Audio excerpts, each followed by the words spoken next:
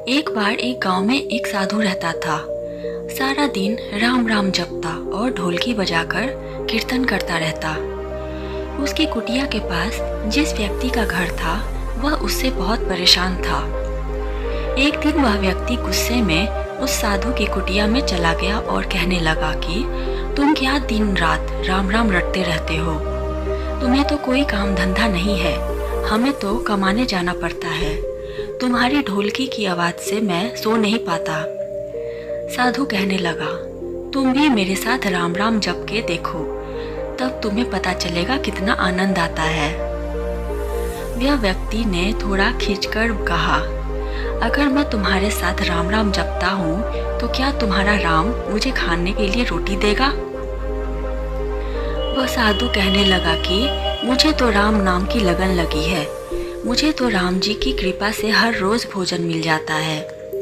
तुम भी राम राम जप के देख लो, मुझे भरोसा है भगवान तुझे खाने को जरूर देगा। वह आदमी उस साधु को चुनौती देता है कि मैं तुम्हारे साथ आज राम राम का भजन करता हूँ।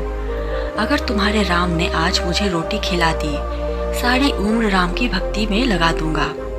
अगर नहीं खिलाई तो तुम ढोलकी बजाना बंद कर दोगे। साधु कहता है कि मैंने तो निष्काम भाव से प्रभु राम की भक्ति की है, लेकिन फिर भी मुझे तुम्हारी चुनौती मंजूर है। वह व्यक्ति साधु के साथ बैठकर राम राम का जाप करता है और मन में निश्चय करता है कि चाहे कुछ भी हो जाए, आज मैं भोजन नहीं करूँगा। देखता हूँ इसका राम मुझे कैसे भोजन कराता है। राम राम का भजन करने के बाद वह सोचता है कि अगर अब मैं घर जाता हूँ तो मेरी माँ और बीवी मुझे खाने को कहेंगे और मुझे रोटी खानी पड़ सकती है, लेकिन मुझे तो साधु को चुनौती में हराना है। इसलिए वह घर जाने की बजाय गांव के पास के जंगल में चला जाता है। जंगल में एक पेड़ पर चढ़कर बैठ जाता है। वह सोचता है कि मैं सारा दिन इस पेड़ से उतरूंगा ही नहीं, अन्न का दाना भी नहीं खाऊंगा। इस तरह मैं साधु को हरा दूंगा और उसका ढोलकी बजाना बंद हो जाएगा। कुछ देर बाद उस जंगल में एक बंजारों की टोली गुजरती है। उन्हें भूख लगी होती है तो बंजारों का सरदार कहता है, आग लगाकर यहीं पर खाना बना लो, अब खाना खाकर ही आगे बढ़ेंगे। खाना बनकर तैयार हो जाता है। बंजारे खाना खाने ही वाले होते हैं कि इतने देर में बंजारों को सूचना मिलती है कि पीछे से डाकू आ रहे हैं। तो बंजारों का सरदार कहता है कि हमें यहाँ से चले जाना चाहिए, डाकू हमारा सब कुछ लूट सकते हैं। वे बंजारे खाना वहीं पर छोड़कर चले जाते हैं। वह आदमी पेड़ पर चढ़ा सब कुछ देख रहा था। कुछ समय बाद डाकू वहां पहुंच जाते हैं। भोजन को देखकर डाकू कहते हैं कि खुशबू तो बहुत अच्छी आ रही है, लेकिन यह भोजन किसने बनाया? बनाने के बाद खाया क्यों नहीं? कहीं किसी की चाल तो नहीं हमें फंसाने की? हो सकता है इस भोजन में जहर हो। उसी समय डाकुओं के सरदार की नज़र उस व्यक्ति पर पड़ी। वह उसे नीचे आने का आदेश देता है। डाकू उस व्यक्ति से पूछता है, हमें मारने के लिए क्या तुमने भोजन बनाया है?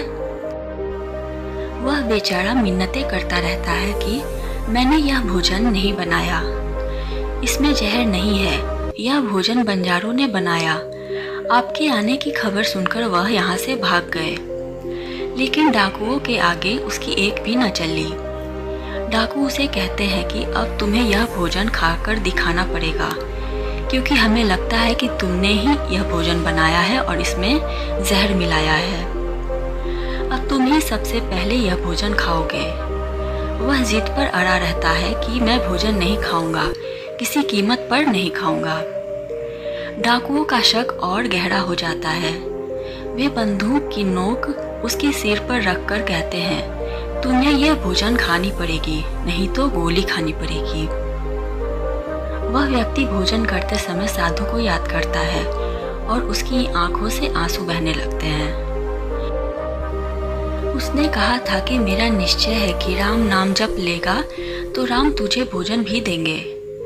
उसके भोजन करने के बाद डाकुओं ने भी उसे छोड़ दिया। अब उसे विश्वास हो गया कि बंजारों को और डाकुओं को राम जी ने ही भेजा था।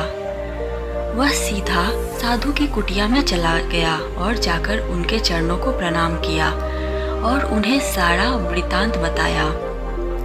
अब उस साधु से भी ज्यादा उसे राम नाम की लगन लग गई।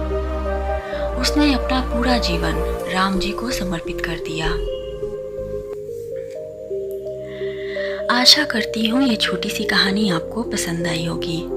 कहानी पसंद आई हो तो वीडियो को लाइक करें और चैनल को सब्सक्राइब करें।